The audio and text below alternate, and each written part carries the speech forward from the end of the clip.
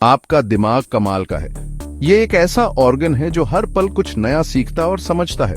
ये किसी भी कंप्यूटर से ज्यादा पावरफुल है। इसकी प्रोसेसिंग पावर और स्टोरेज कैपेसिटी का कोई मुकाबला नहीं। साइंटिस्ट्स मानते हैं कि आपका दिमाग दुनिया के सारे लाइब्रेरीज के इंफॉर्मेशन से भी ज्यादा स्टोर कर सकता है। ये एक एंडलेस रिपोजिटरी है। ये सुनने में इम्पॉसिबल लग सकता है, लेकिन ह्यूमन ब्रेन स्टोरेज और प्रोसेसिंग का एक अजूबा है। इसकी कैपेबिलिटीज बियॉन्ड इमेजिनेशन है। आपके माइंड की इनक्रेडिबल कैपेसिटी एक्सप्लोर करने का टाइम आ गया है।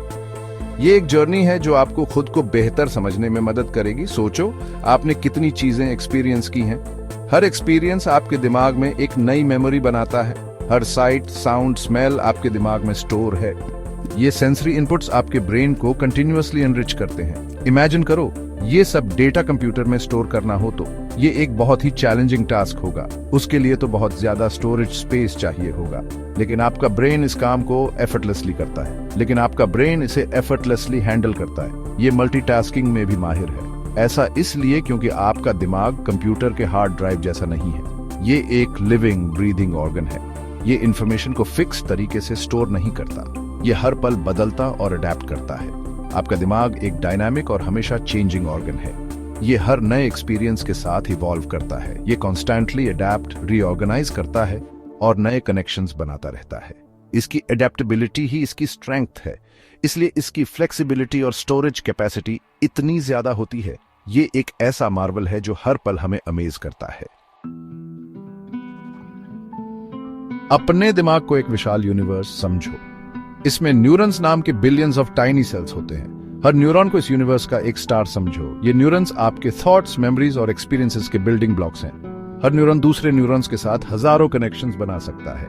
इन कनेक्शंस को सिनेप्सिस कहते हैं। अब रात के आसमान में स्टार्स गिनने की कोशिश करो। ये इम्पॉसिबल होगा। वैसे ही आपके ब्रेन में कनेक्शंस की संख्या भी एस्ट्रोनॉमिकल है। इमेजिन करो कि आप हर कनेक्शन में एक मेमोरी या इंफॉर्मेशन स्टोर कर सकते हैं। आप हर एक्सपीरियंस, फैक्ट, स्किल को याद रख सकते हैं। यही आपके दिमाग की स्टोरेज कैपेसिटी की पावर है। यह सच में ऑ इंस्पायरिंग है। चलो आपके ब्रेन को सुपर कंप्यूटर से कंपेयर करते हैं। सुपर कंप्यूटर्स बहुत बड़े मशीन्स होते हैं। ये पूरे रूम्स घेर लेते हैं। ये बहुत ज्यादा एनर्जी कंज्यूम करते हैं। फिर भी सबसे एडवांस्ड सुपर कंप्यूटर भी ह्यूमन ब्रेन के सामने फीका पड़ जाता है।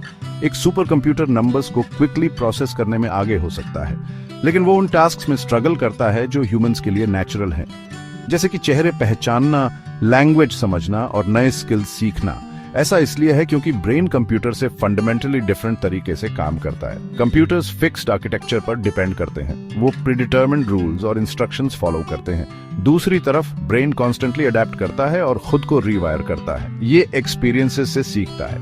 ये नए कनेक्शंस बनाता है। ये एग्जिस्टिंग कनेक्शंस को स्ट्रॉन्ग करता है। इसी फ्लेक्सिबिलिटी की वजह से ब्रेन इतना पावरफुल और एफिशिएंट होता है। न्यूरॉन्स को टाइनी मैसेंजर्स समझो। ये आपके पूरे ब्रेन में इंफॉर्मेशन कैरी करते हैं। ये एक दूसरे से कम्युनिकेट करने के लिए इलेक्ट्रिकल और केमिकल सिग्नल्स भेजते हैं। यही कम्युनिकेशन नेटवर्क आपको सोचने, महसूस करने और दुनिया को एक्सपीरियंस करने में हेल्प करता है।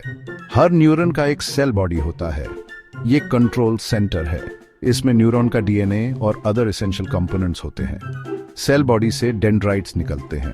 ये छोटे एंटेने जैसे होते हैं। ये दूसरे न्यूरॉन्स से सिग्नल्स रिसीव करते हैं। सेल बॉडी से एक लंबा पतला फाइबर निकलता है जिसे एक्सॉन कहते हैं। ये एक्सन सेल बॉडी से सिग्नल्स को दूसरे न्यूरॉन्स तक ले जाता है। जब एक न्यूरॉन सिग्नल रिसीव करता है तो वो डेंड्राइट से सेल बॉडी तक ट्रैवल करता है। अगर सिग्नल काफी स्ट्रांग है तो ये एक इलेक्ट्रिकल इंपल्स ट्रिगर करता है। ये इंपल्स एक्सॉन में ट्रैवल करता है जैसे फ्यूज में स्पार्क ट्रैवल करती है। सेक्शन 5 सिनेप्सिस, सोच के छोटे पुल। एक्सन के एंड में सिनेप्सिस नाम के छोटे गैप्स होते हैं। ये गैप्स न्यूरॉन्स के बीच सिग्नल्स को ट्रांसमिट करने में मदद करते हैं। ये सिनेप्सिस न्यूरॉन्स के बीच के कनेक्शंस हैं। ये कनेक्शंस हमारे थॉट्स और एक्शंस को शेप करते हैं। यही ब्रेन कम्युनिकेशन का असली मैजिक होता है। ये कम्युनिकेशन लाइटनिंग फास्ट स्पीड पर होता है। जब एक इलेक्ट्रिकल इंपल्स एक्सन के एंड में पहुंचता है तो ये न्यूरोट्रांसमीटर्स नाम के केमिकल मैसेंजर्स रिलीज करता है। ये मैसेंजर्स सिग्नल को कैरी करते हैं। ये न्यूरोट्रांसमीटर सिनेप्स क्रॉस करते हैं और अगले न्यूरॉन के डेंड्राइट्स पर रिसेप्टर्स से बाइंड होते हैं। ये बाइंडिंग एक इंट्रिकेट प्रोसेस है। ये बाइंडिंग प्रोसेस अगले न्यूरॉन को एक्साइट या इनहिबिट कर सकता है, जिससे ये डिसाइड होता है कि वो अपना सिग्नल फायर करेगा या नहीं। ये डिसीजन मेकिंग प्रोसेस बहुत कॉम्प्लेक्स है, जिससे ये डिसाइड होता है कि वो अपना सिग्नल फायर करेगा या नहीं। ये प्रोसेस हमारे थॉट्स और एक्शंस को डायरेक्ट करता है। सिनेप्सिस को आइलैंड्स को कनेक्ट करने वाले छोटे ब्रिजेस समझो। ये ब्रिजेस हमारे ब्रेन के अलग अलग हिस्सों को कनेक्ट करते हैं। हर ब्रिज यूज के हिसाब से स्ट्रॉन्ग या वीक हो सकता है। ये फ्लेक्सिबिलिटी हमारे लर्निंग और एडेप्टेशन के लिए क्रूशियल है। जितना ज्यादा आप किसी कनेक्शन को यूज करते हैं, वो उतना ही स्ट्रांग होता जाता है। ये प्रोसेस रेपिटेशन और प्रैक्टिस से होता है। ऐसे ही हम सीखते हैं और मेमोरीज बनाते हैं। ये मेमोरीज हमारे एक्सपीरियंसेस और नॉलेज को स्टोर करती हैं। न्यूरॉन्स और सिनेप्सिस का ये इनक्रेडिबल सिस्टम आपके ब्रेन में ट्रिलियंस ऑफ कनेक्शंस बनाता है।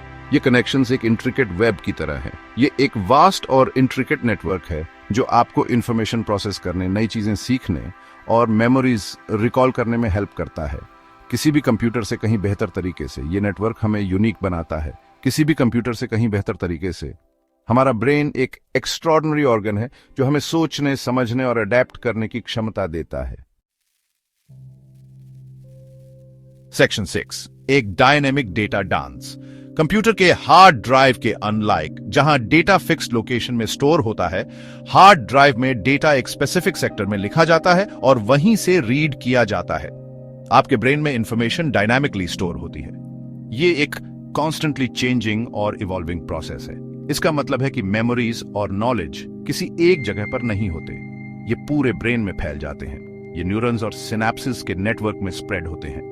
ये इंटरकनेक्टेड नेटवर्क एक इंट्रिकेट वेब की तरह काम करता है। जब आप किसी मेमोरी को एक्सेस करते हैं तो आपका ब्रेन एक सिंगल फाइल रिट्रीव नहीं करता।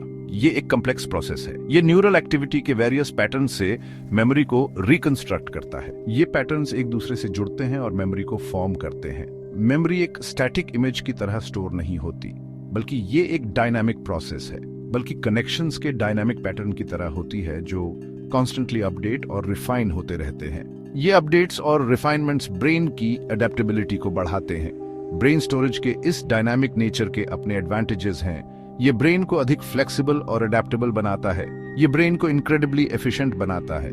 ये एफिशिएंसी ब्रेन की ओवरऑल परफॉर्मेंस को एनहांस करती है। ये ब्रेन को डैमेज के लिए ज्यादा रेजिलिएंट भी बनाता है। ये रेजिलियंस ब्रेन की सेल्फ हीलिंग कैपेसिटी को बढ़ाती है। अगर ब्रेन का एक एरिया इंजर्ड हो जाता है तो अदर एरियाज ऑफ्टन कंपेंसेट कर सकते हैं और लॉस्ट फंक्शंस को टेक ओवर कर लेते हैं। ये अडेप्टेबिलिटी ब्रेन की रिमार्केबल फीचर है। सेक्शन 7, लर्निंग ब्रेन की सुपर पावर। ह्यूमन ब्रेन की सबसे रिमार्केबल चीज है इसकी लर्निंग की कैपेसिटी। लर्निंग में एग्जिस्टिंग न्यूरल कनेक्शंस को स्ट्रॉन्ग करना और नए कनेक्शंस बनाना शामिल है।